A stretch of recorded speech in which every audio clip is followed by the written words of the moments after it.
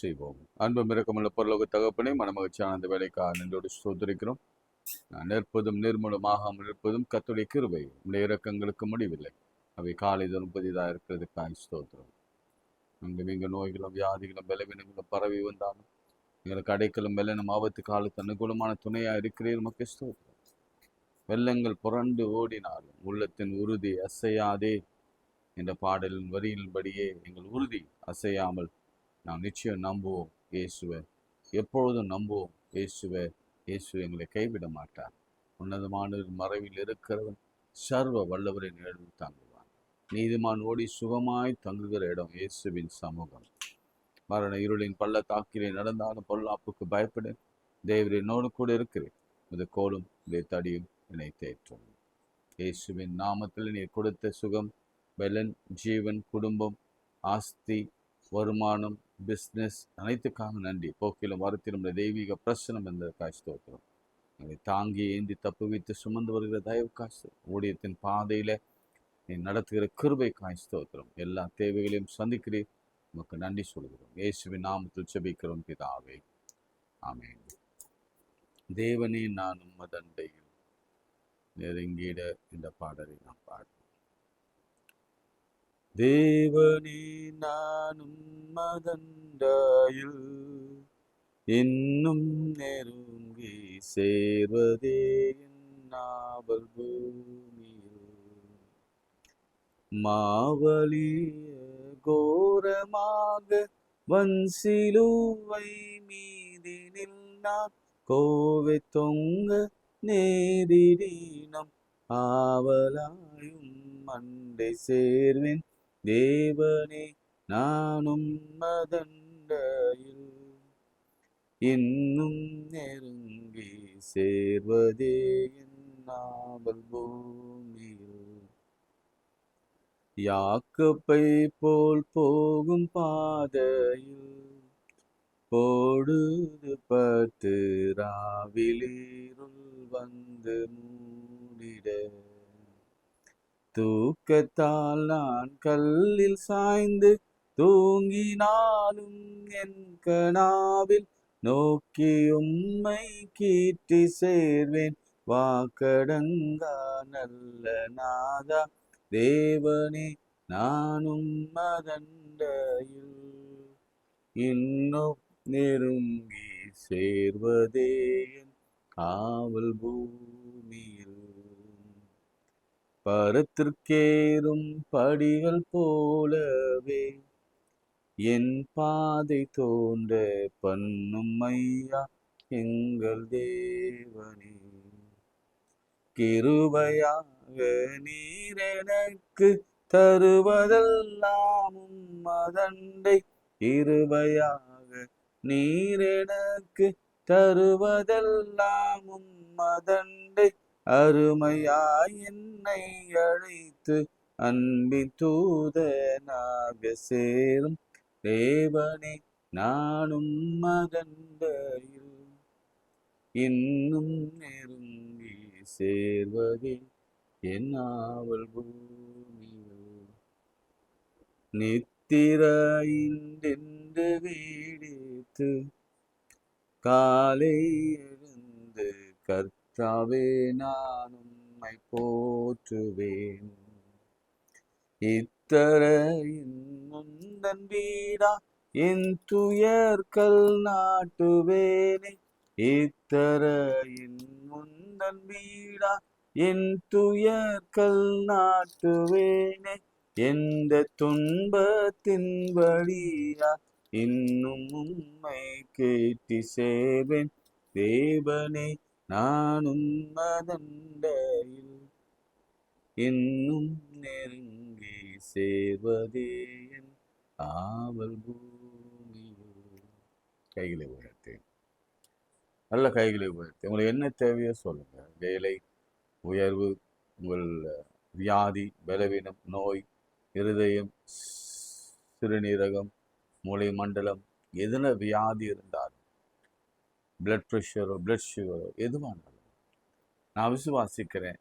கையை உயர்த்தி என் ஆண்டவரே என்று கூப்பிடுகிற, யெகோவா ஈரே என்று கூப்பிடுகிற, இயேசுவே என்று கூப்பிடுகிற எல்லாருக்கும் கர்த்தர் மறு உத்தரவு அல்ல செய்வார். என் நாமத்தினாலே எதை கேட்டாலும் அதை தருவேன் என்று சொன்னார். திருமணம் நடக்கும், வேலை கிடைக்கும், குழந்தை பேரு உண்டாகும். எல்லா கண்ணீரும் கவலையும் கஷ்டங்களும் தீரும். அதி சீக்கிரத்தில் நீங்கும் இந்த லேசான உத்தரவு. நிச்சயமாகவே உங்கள் கடன்கள் அடைக்கப்படும். உங்கள் பயணங்களிலே கர்த்தருடைய கிருபையின் கரம் இருக்கட்டும். உங்கள் பிள்ளைகளை குறித்து கர்த்தருடைய மகிமையான திட்டம் விளங்கும். உங்கள் மகளை குறித்து கர்த்தருடைய கிருபையின் கரங்கள் வைக்கப்படும். கர்த்தாவே, நீ நல்லவராக இருக்கவே இருக்கிறீரப்பா. உமக்கு ஸ்தோத்திரம். இயேசுவின் நாமத்தில் ஜெபிக்கிறோம் பிதாவே, ஆமென். பிரியமானவர்களே, சங்கீதம் 71:9. சங்கீதம் சாம் 71:9. முதிர் வயதில் என்னை தள்ளிவிடாமலும் என் பெலன் ஒடுங்கும் போது என்னை கைவிடாமலும் இரும். முதல் வசனம், கர்த்தாவே உம்மை நம்பி இருக்கிறேன், நான் ஒருபோதும் வெட்கம் அடையாமல் செய்யும். முதிர் வயதில் என்னை தள்ளிவிடாமல் இரு. இன்னைக்கு நிறைய பெற்றோர்கள் இந்த மாதிரியான ஜெபங்களை ஏறெடுக்க அவர்களுக்கான இந்த சூழல் வந்திருக்கிறது. நல்ல கவனிங்க, நல்ல கவனிங்க, நல்ல கவனிங்க. இந்த வசனம் கர்த்தரிடத்துல ஜெபிப்பது போல இருந்தாலும், நான் நம்மோடு கூட இந்த ஜெபத்தை நான் ஒப்புவித்து பார்க்க விரும்புகிறேன், ஒப்புப்படுத்தி பார்க்க விரும்புகிறேன். முதிர் வயதிலே என்னை தள்ளாதீங்க ஆண்டவர். ஆண்டவர் என்றைக்கும் தள்ளி விடவே மாட்டார். அது நமக்கு நல்லாவே தெரியும். ஆனா ஆண்டவர் தள்ளாத நிலையில இன்றைக்கு நிறைய பெற்றோர்கள் தன்னுடைய பிள்ளைகளாலே, பேர பிள்ளைகளாலே, மருமகளாலே தள்ளி விடப்பட்ட நிலையிலே இருக்கிறார். பெற்ற பிள்ளையே அப்பாவை தள்ளி, பெற்ற மகளை அம்மாவை தள்ளி. இன்னைக்கு ஒரு நியூஸ் பார்த்தேன், எனக்கு பயங்கர ஆச்சரியமா இருந்தது. நார்த் இந்தியாவில் அம்மாவுடைய இன்சூரன்ஸ் பெறும்படியா, அம்மாவுக்கு ஒரு பெரிய இன்சூரன்ஸ் போட்டார். அவர் 1 கோடியோ 2 கோடியோ ஏதோ இன்சூரன்ஸுக்கே போட்டிருப்பார் போல. பிளான் பண்ணி திட்டம் பண்ணி அந்த அம்மாவை கொலை செய்து அந்த இன்சூரன்ஸை பெற்று திரும்பவும் ஏதோ ஒரு தவறு செய்ய. இந்த மாதிரி தவறு செய்யறவங்க தப்பிக்க வழியே இல்லை. யாராவது இதை பார்க்குறவங்க, நீங்க நியூஸ் பார்க்குறவங்க இதை நீங்க தெரிந்திருக்க வேண்டும். அம்மா, சொந்த அம்மாவை இன்சூரன்ஸ் போட்டு கொலை செய்து நாடகம் ஆடி அவங்க இறந்து போனாங்க என்று சொல்லி, ஏதோ ஒரு விபத்துல மரித்து போனாங்க அப்படின்னு சொல்லி அதை திரும்ப கொடுத்து பணம் வாங்கி வாழலாம் நினைக்கிற பிள்ளைகள் மத்தியில நான் வாழ்ந்து கொண்டிருக்கிறேன். எனக்கு எத்தனை பிள்ளைகள், நான் மன வருத்தத்தோடு சொல்கிறேன். உனக்கு ஒன்றும் தெரியாது, அப்படி உட்காருங்க. ஒன்று, அப்பா போதும், ரிட்டையர் ஆயிடுச்சு, 60 வயசு ஆயிடுச்சு, இனி போகாத வெளியில, அப்படியே உட்கார். நீ வெளியில போனீன்னா உனக்கு கை கால் அடிபட்டு அப்புறம் யார் உன்னை பார்த்துக்கிறது? அதனால வெளியில போகாது. அப்படி ஒரு கூட்டம் இருக்கு. ரொம்ப அன்பா கட்டளை கொடுக்கிற மாதிரி பேசுவாங்க. அவனுடைய இன்டென்ஷன் என்னன்னா, நீ உடம்பு சரியில்லைன்னா நான் பார்த்துக்க முடியாது, நீ அடிபட்டினா நான் உன்னை பார்த்துக்க முடியாது. இன்னைக்கு எத்தனை பேர் ஹாஸ்டல்ல, எத்தனை பேர் இன்னைக்கு முதியவர் இல்லத்துல அவர்கள் தள்ளி வைத்திருக்கிறார்கள். பிள்ளைகள் தள்ளி வைத்திருக்கிறார்கள். கூட வைத்துக் கொள்ள முடியாத நிலைமை. ஒரு ஹஸ்பண்ட் ஒய்ஃபு பிள்ளைக கூட அவர் அப்பா இருந்தா என்ன, அம்மா இருந்தா என்ன, அப்படிப்பட்ட ஒரு சொல்லில இந்த குழந்தை, நான் ரொம்ப சின்ன வயசுல இப்படிதான் பிரசங்கம் பண்ணேன். ஃபுட்பால் மாதிரி பெற்றோர் உதைப்பாங்க. ஒரு 2 பிள்ளைங்க இருப்பாங்கன்னு வச்சுக்கோங்களேன் அப்பா அம்மாவுக்கு. மகன் சொல்லுவான், நீ கொஞ்ச நாள் அங்கே போயிருமா, அப்பா அங்கே போயிரு. உடனே அங்கே அவங்க ஃபுட்பால் மாதிரி எத்துவாங்க, அங்கேருந்து இங்கே திரும்பி வருவாங்க. ஒவ்வொரு இடத்துக்கும் தள்ளி விளையாடுகிற ஃபுட்பால் மாதிரி இன்னைக்கு பெற்றோர்கள் மாறி போனாங்க. ஆனா அவங்களாலதான் இவங்க உயிரோடு இருக்கிறாங்க, இந்த நிலையில இருக்கிறாங்க, இந்த வீட்டில இருக்கிறாங்க, அவங்களுடைய உழைப்புல தான் இன்னைக்கு பிழைத்து கொண்டு இருக்கிறாங்க என்ற உணர்வே இல்லாம பார்க்கிறோம். இல்ல ரொம்ப கவலையான ஒரு ஒரு ஒரு வார்த்தை. இது எந்த அப்பாவும் எந்த அம்மாவும் சொல்லக்கூடாது தன் பிள்ளைய பார்த்து. இது கடவுளை பார்த்து சொல்ற விஷயம்தான். அப்பா முதிர் வயதுல என்ன தள்ளாதப்பா, என் பெலன் ஒடுக்கும் போது என்ன கைவிடாதப்பா. எவ்வளவு வேதனையான ஒரு அழுகுரல் பாருங்க. நான் உங்களுக்கு நேற்றே சொன்னேன், ஈசாக்கு குறித்து, யாக்கோபை குறித்து நான் உங்களுக்கோடு பேசினேன். யாக்கோபு வயது சென்ற பிறகு அவனுடைய மகன் இறப்பிலே அவன் அழுத காரியத்தை பார்க்கலாம். ஆதியாகம் 42 அதிகாரத்துல யோசேப்பு மரித்து போனான் என்ற செய்தியை அவங்க சொன்ன பொழுது அவர் சொல்றாரு, நீங்க என் நிறை மயிரை சஞ்சலத்தோட பாதாளத்திலே இறங்க பண்ணுகிறீர்கள். என்ன சொன்னேன்னா, ஒரு 4 பிள்ளைகள் இருப்பாங்க, 3 பிள்ளைகள் இருப்பாங்க, அவங்களுக்குள்ள இருக்கிற சண்டையை யாரிடத்துல காட்டுவாங்க தெரியுங்களா? பெற்றோர் இடத்துல, தகப்பன் இடத்துல காட்டுவாங்க. அதனாலதான் இங்க சொல்றாரு பாருங்க யாக்கோபு, நீங்க என் தலை மயிர சஞ்சலத்தோட பாதாளத்தில இறங்க பண்ணுவீர்கள் என்று மிகவும் மிகவும் அழுதான்.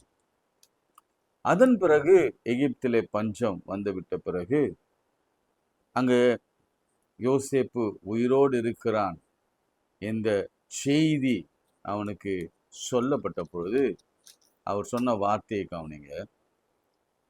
அவர்கள் யோசேப்பு 45 அதிகாரம் 27-6 யோசேப்பு உயிரோடு இருக்கிறான், அவன் எகிப்து தேசத்திற்கெல்லாம் அதிபதியா இருக்கிறான் என்று அவனுக்கு அறிவித்தார்கள். யாருக்கு? அவங்க அப்பாவுக்கு.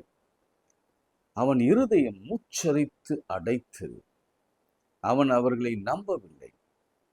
அவர்கள் யோசேப்பு தங்களோடு கூட சொன்ன வார்த்தைகள் யாவையும் அவனுக்கு சொன்ன பொழுது தன்னை ஏற்றுக்கொண்டு போகும்படி யோசேப்பு அனுப்பின வண்டிகளை அவன் கண்டபோது அவருடைய தகப்பனுடைய ஆவி உயிர்த்தது. அப்பொழுது இஸ்ரேல், அதாவது யாக்கோபு, என் குமாரனாகிய யோசேப்பு என்னும் உயிரோடு இருக்கிறானே, இது போதும், நான் மரணம் அடையும் முன்பு போய் அவனை பார்ப்பேன் என்றான். இதுதான் அப்பா பிள்ளையுடைய பாசம். இந்த பிள்ளை எவ்வளவு நேசித்தார் பாருங்க. நேசிச்சதன் விளைவு என்னன்னா, யோசேப்பு பெரியவனான பொழுது அவங்க அப்பாவை வைத்து அவன் பராமரித்தான்.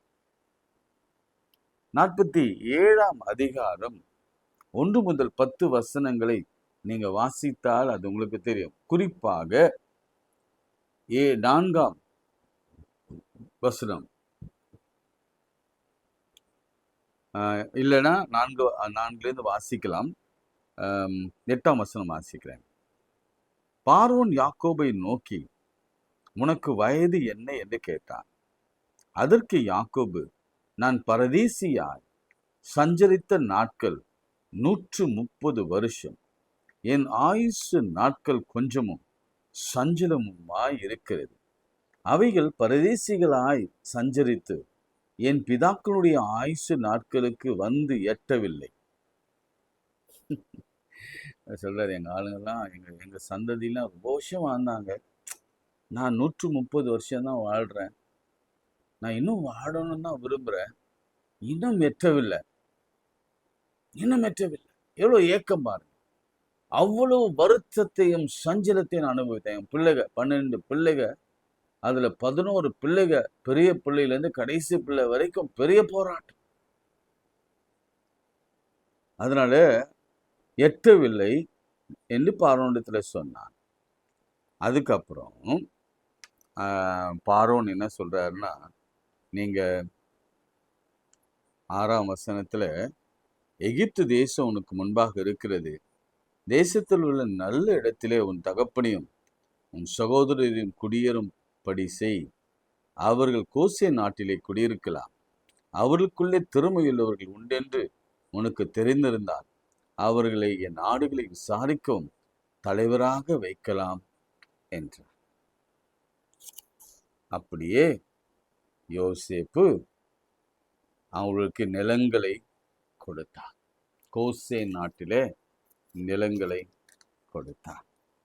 அதுக்கப்புறம் யாக்கோபு அவங்களை எல்லாரையும் ஆசீர்வதிச்சு அவர் எப்படி இறந்தார்னா, அந்த கோலிலே சாய்ந்து அவ்வளோ அழகா தொழுது கொண்டு அவன் மரணம் அடைந்தான். இந்த வசனத்தை நீங்க தேடி கண்டுபிடிச்சு வாசிங்க. தோளிலே சாய்ந்தபடி அவன் மரணம் அடைந்தான்.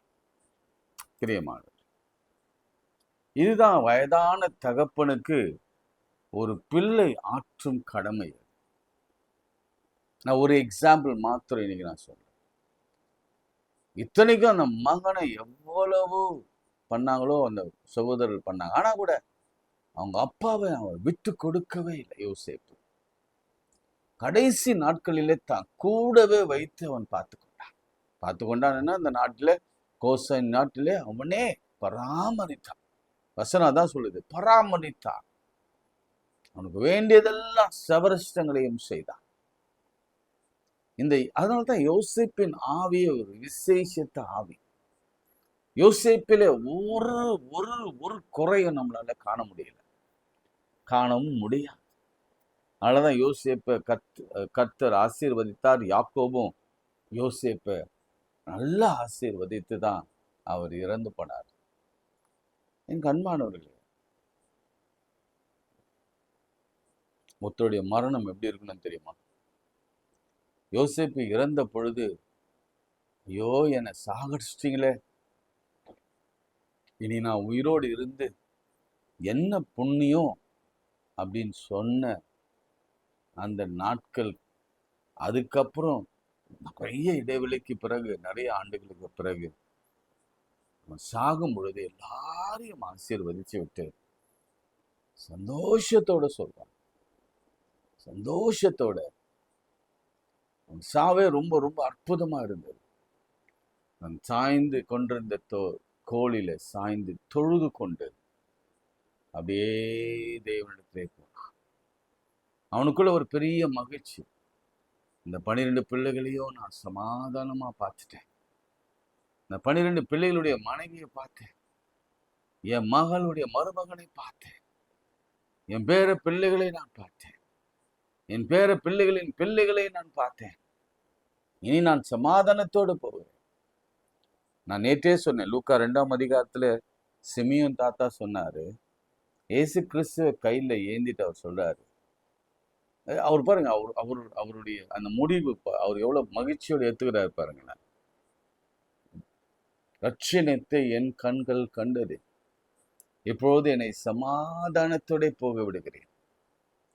இன்னைக்கு ஒவ்வொரு தாயும் ஒவ்வொரு தகப்பனும் இந்த மாதிரி கடைசி நாள்ல ஹாப்பியா போகும்.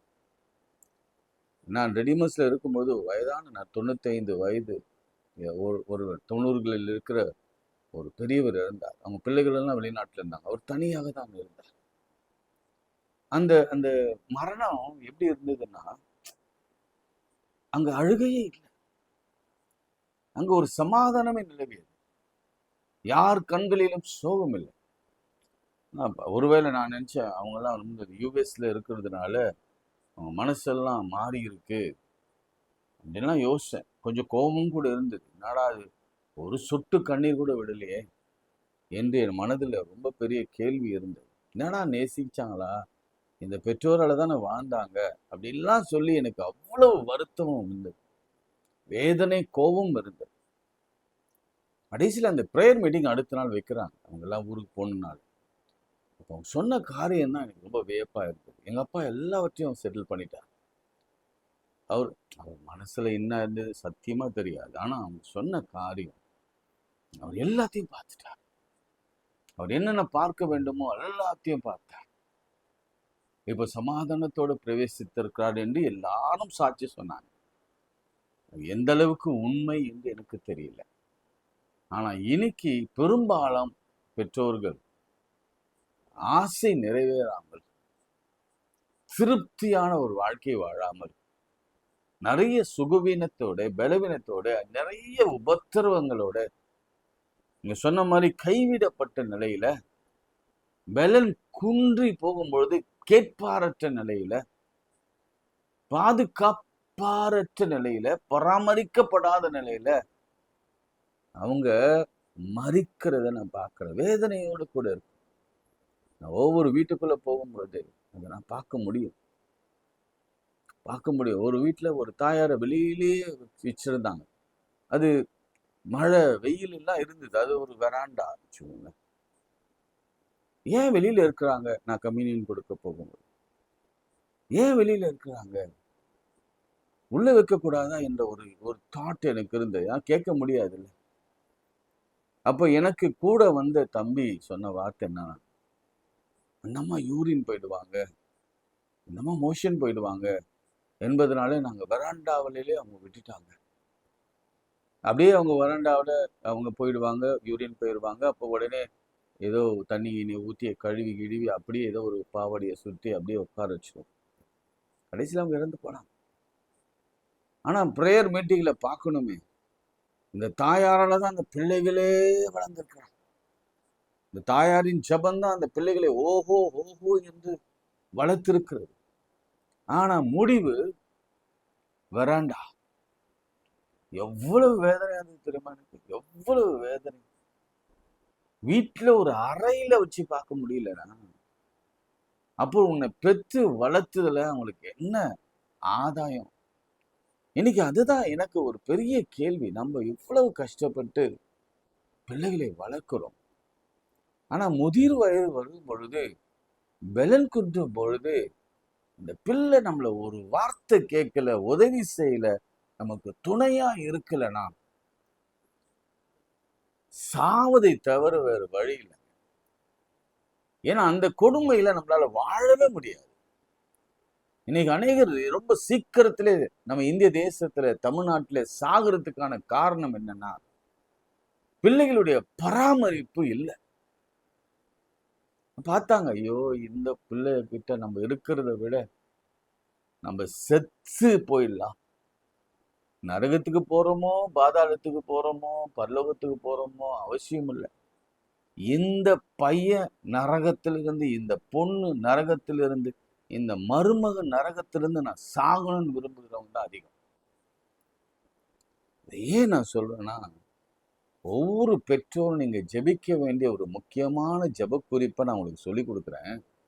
சங்கீதம் 71:9 நீங்க தினந்தோறும் ஆண்டவரை நோக்கி, ஆண்டவரே நான் முதிர் வயதுல என்ன தள்ளி விடாதீங்கப்பா,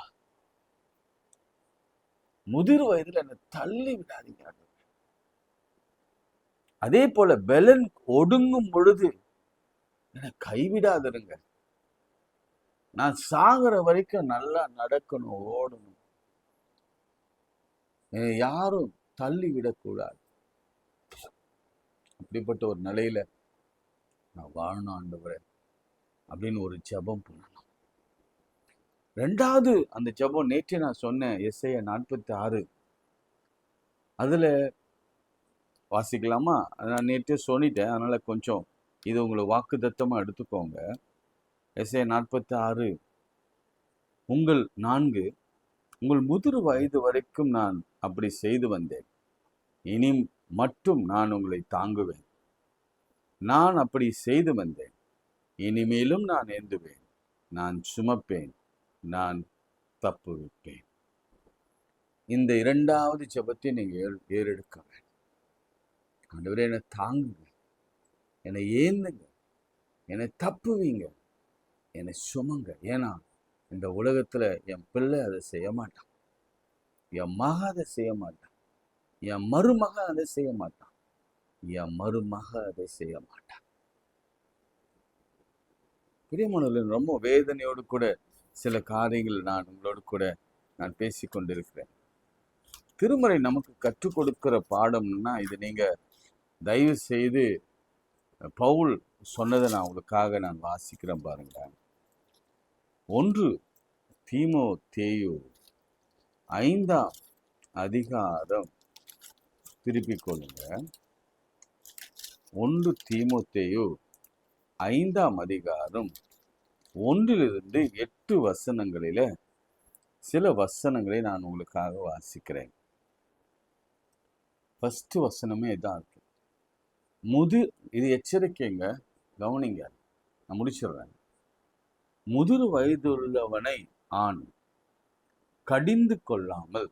உங்க வீட்டில் இருக்கிற அப்பாவும் அம்மா ஒரு நாளும் கடிந்து கொள்ளக்கூடாது. அவனை தகப்பனை போலவும் பாலிய புருஷர சகோதரரை போலவும், முதிர் வயது யாரா இருக்கட்டும், அவனை கடிந்து கொள்ளவே கூடாது. தகப்பனை போல பாவிக்கணும். அடுத்து, முதிர் வயதுள்ள ஸ்திரீகளை தாயை போலவும், பாலிய ஸ்திரீகளை எல்லா கற்புடன் சகோதரிகளை போவும் பாவித்து புத்தி சொல்லு. உத்தம விதவைகள் ஆகிய விதவைகளை கனம் பண்ண, கடிந்து கொள்ளாது. யார் அப்பாவை கடிந்து கொள்ளாது, அம்மாவை கடிந்து கொள்ளாது. நீதிமொழிகள் அந்த பிரசங்கில் எல்லாம் நாம் வாசிக்கிறோம். நீ ஏன் பெற்ற அப்படின்னு சொல்லாத, உனக்கு அது சாபம். என்னை ஏன் பெற்ற? பயங்கரமான சாபம் அது. எனவே உங்க முதிர் வயது உள்ளவர்களை வாயின் வார்த்தைகளில கூட காயப்படுத்தவே கூடாது. உங்க முகம் கூட அவர்களை காயப்படுத்தும்படி பார்க்கவே கூடாது. கனப்படுத்தணும். நேற்றே அந்த லேவியராகமத்துல நாம் வாசித்தோம், அவங்களை எழுந்து கனம் பண்ணணுமா. லேவியராகம் 19ஆம் அதிகாரம் 32ஆம் வசனத்துல அவங்களை கனம் பண்ண வேண்டும். அப்படிப்பட்ட ஒரு நிலையில இருக்கும் பொழுதுதான் நாம வசனம் சொல்லுகிறதுல என்ன வசனம்? உன் வாழ்நாள் நீடித்திருக்கும், உன் தகப்பனையும் உன் தாயும் நீடித்திருக்கணும்னா உன் தகப்பனையும் உன் தாயும் நீ கனம் பண்ணுவாயாக என்ற வார்த்தை. இன்னைக்கு ஒரு முடிவெடுப்போம். எந்த தகப்பனையும் எந்த தாயும் நீங்க அவமதிக்கவே கூடாது.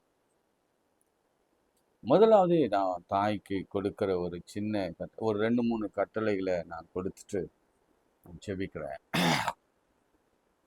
வயதானவங்க தினந்தோறும் எழுந்து ஜெபிக்க வேண்டும். நான் சொன்ன மாதிரி 71 சங்கீதத்துல என்னை கைவிடாதீங்க, என்னை தள்ளி விடாதீங்க. 46ஆம் ஏசாயாவில 4ஆம் வசனத்துல என்னை ஏந்துங்க, தப்புவீங்க, சுமங்க என்று நாம் ஜெபிக்க வேண்டும். மாத்திரமல்ல, நாம் என்ன செய்யணுமா, தினந்தோறும் கடவுளோடு கூட நம்முடைய உறவு சரியா இருக்கான்னு பார்த்து கொண்டே இருக்க வேண்டும். ஏன்னா ஆண்டவருடைய வருகை சீக்கிரம் ஒன்று, அல்லது நாம சீக்கிரம் ஆண்டவரிடத்துல போவோம். அப்ப நாம போகும் பொழுது நாம எங்க போகிறோம் என்ற ஒரு நிச்சயம் ஆண்டவரோடு கூட நாம இணைந்திருந்தால்தான் நாம் எல்லாரும் பரலோகத்துக்கு அது விசேஷமா எல்டர்ஸ் பரலோகத்துக்கு போகிறோம் என்ற உறுதியான நிச்சயம் நமக்கு கிடைக்கும். அதனால நான் உங்களுக்கு ஆலோசனை சொல்றேன், எல்லாத்தையும் புறந்தல்லுங்க. தகப்பனும் தாயும் கைவிட்டால் நான் உன்னை கைவிட மாட்டேன்னு சொன்னவர். அதனால நீங்க தைரியமா இருங்க. அவரு கிருபாசன தண்டில பிரவேசிங்க. ஆண்டவரே, நான் உன் மக, நீங்க எங்க அப்பா, இந்த உறவு சரியா இருக்கு. இன்னைக்கு என்னை கூப்பிட்டாலும் நான் உங்களுடைய சமூகத்திலே வந்து இளைப்பாற வருவேன். அந்த ஆயத்தம் இருக்க வேண்டும். அந்த ஆயத்தம் இல்லாம, ஜெபம் இல்லாம, வேத வாசிப்பு இல்லாம, கூடவே சில பாவங்களும் இருக்கும்னா நீங்க எந்த வழிக்கு போறீங்க என்பதே சந்தேகமாயிடும். நரகத்திற்கு போக வேண்டியது இருக்கும். நான் சொன்னேன், பாதி வாழ்க்கையை நீங்க நரகத்திலே செலவழிச்சிட்டீங்க. 50லிருந்து 70 வரைக்கும் 60 நரகம் தான். அவங்க குடும்பமே நரகம் தான். ஆனா மீண்டும் நீங்க நரகத்துக்கு போகாம இருக்க தினந்தோறும் ஆண்டவர் நோக்கி குமாரன் கோபம் கொள்ளாமலும் பாதியிலே நாம் அழிந்து போகாமலும் அவருடைய பாதங்களை நாம் முத்தம் செய்வோம். 2வது, எப்போதும் ஒரு பாசிட்டிவ் ஆட்டிடியூட் இருக்க வேண்டும். நேர்மறையான ஒரு மனப்பான்மை இருக்க வேண்டும். அதுக்கு ஒரே ஒரு வசனம் உதாரணம் உங்களுக்கு சொல்லணும்னா, என்னை பலப்படுத்துகிற கிறிஸ்துவினால எல்லாவற்றையும் செய்ய எனக்கு பலன் உண்டு.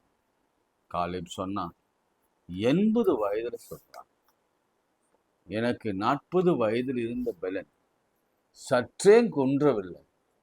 அதே பலத்தோடு நான் அந்த மலை நாட்டையில் ஏறுவேன். அந்த மலை நாட்டை எனக்கு தாரு. அதிலே நான் சண்டை போட்டு மேற்கொண்டு அந்த மலை நாட்டை நான் பிடிப்பேன் என்று சொன்னார். அப்படி ஒரு தைரியம் நமக்கு அவசியம் தேவை. அப்படி ஒரு ஸ்ட்ரென்த் கர்த்தர் நமக்கு கொடுப்பார் என்ற நம்பிக்கை நமக்கு அவசியம் தேவை. அவர் கொடுத்தா ஸ்ட்ரென்த் கொடுத்துதான். நேற்று ஒருத்தர் பேசினார், வயசானவர்.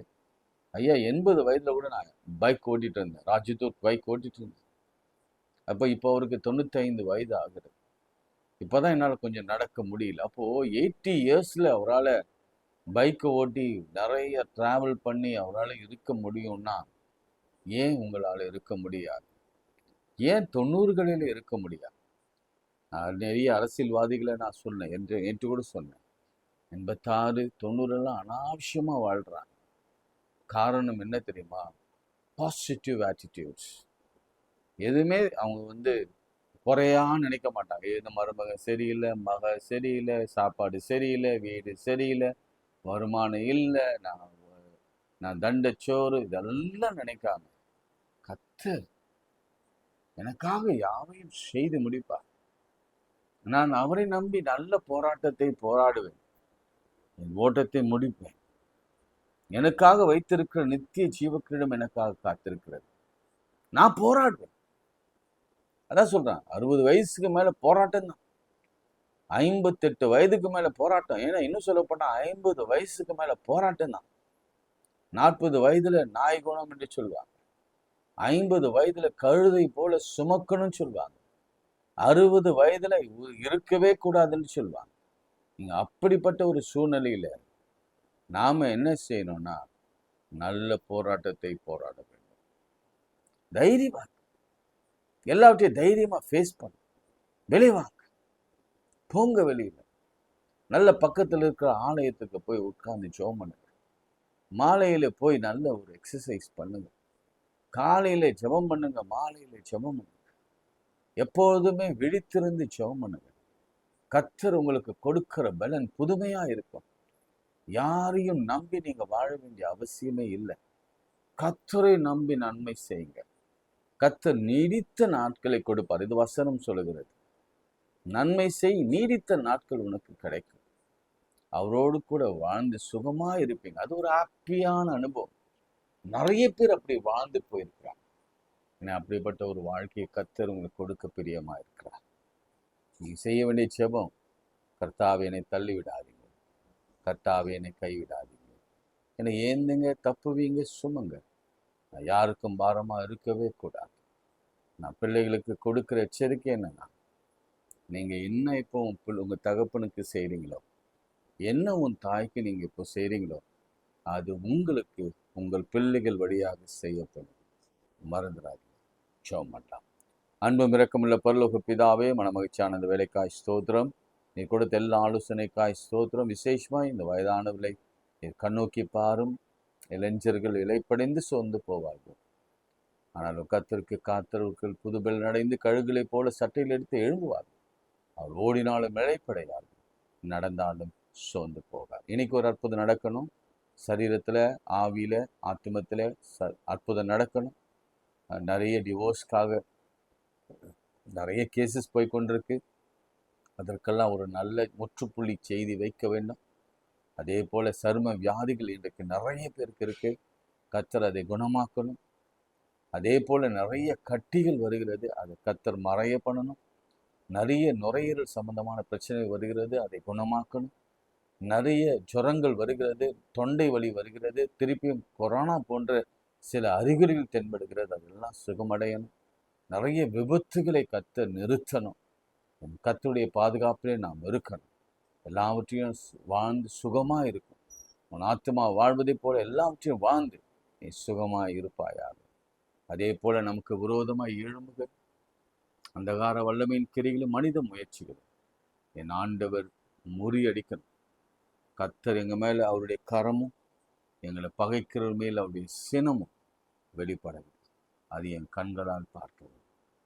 சிறு குழந்தைகள், படிக்கிறவர்கள், வேலையில்லாதவர்கள், திருமணமாகாதவர்கள் அற்புதம் செய்து இயேசுவின் நாமத்தில் ஜெபிக்கிறோம் பிதாவே, ஆமென். இந்த ஆண்டவராக இயேசு கிறிஸ்துவின் கிருபை, பிதாவாகிய தேவனுடைய அன்பு, பரிசுத்தாவின் ஐக்கியம் நம் அனைவரோடு மீண்டும் மீண்டும் சதா கால நிலைத்திருப்பதாக. ஆமென். God bless you.